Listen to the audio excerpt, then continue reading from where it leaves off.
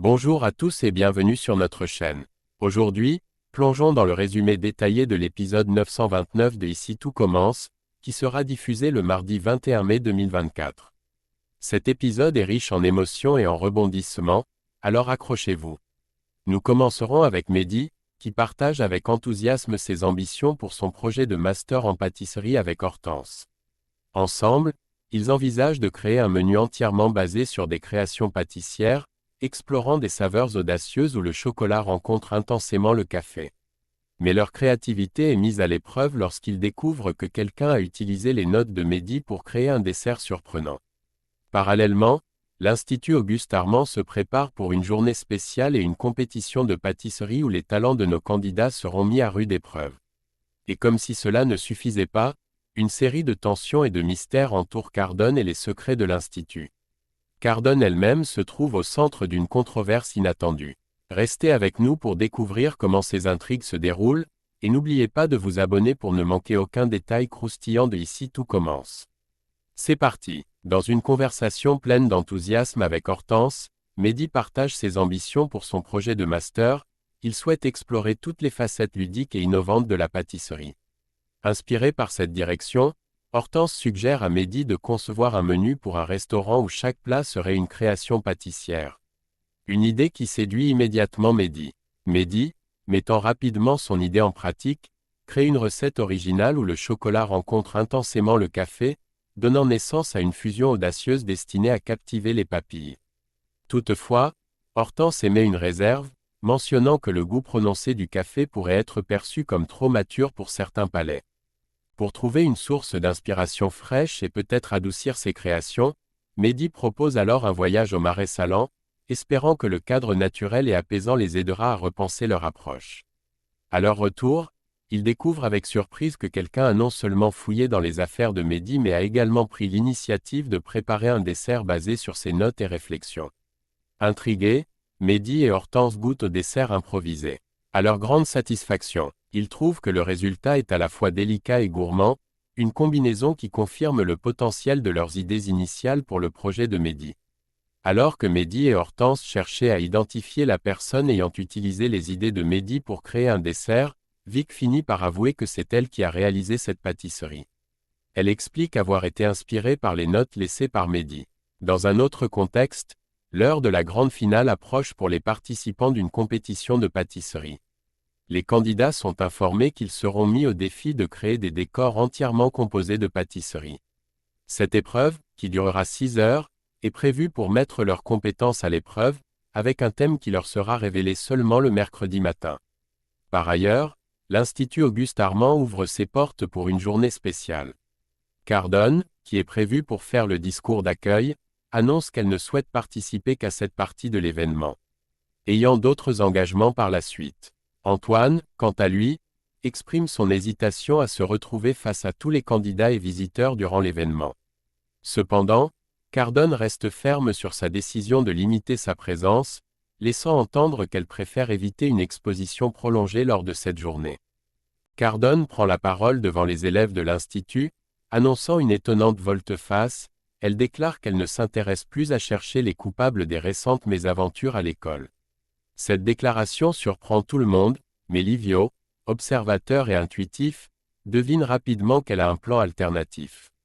Il soupçonne que Cardone cherche en réalité à tendre un piège aux éléments résistants de l'école, ces étudiants qui défient subtilement l'autorité. Intrigué par cette stratégie, Livio décide de se rallier à sa cause, à condition qu'il conserve son poste de chef du groupe, Doubla, assurant ainsi sa propre position au sein de l'école. Pendant ce temps, une confrontation tendue se déroule entre Delobel et Tessier. Delobel aborde le sujet d'un cerisier japonais, un élément apparemment anodin qui cache un différend plus profond. Tessier, avec son franc-parler habituel, réplique à Delobel en le traitant de prévisible.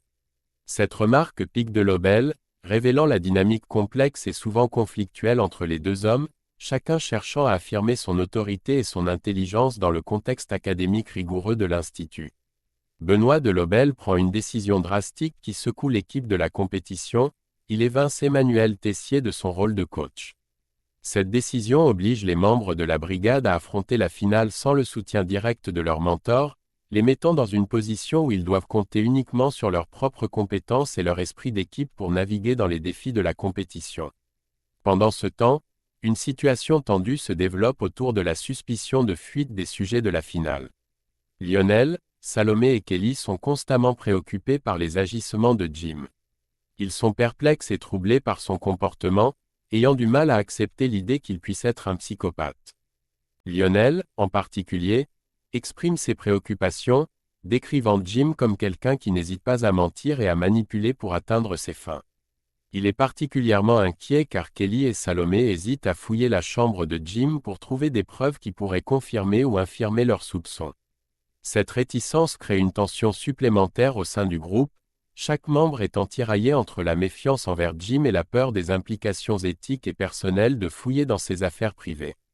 Tessier, toujours enclin à analyser les gens autour de lui, perçoit Delobel comme quelqu'un de profondément passionné par le Japon, ce qui explique son intérêt pour le cerisier en fleurs.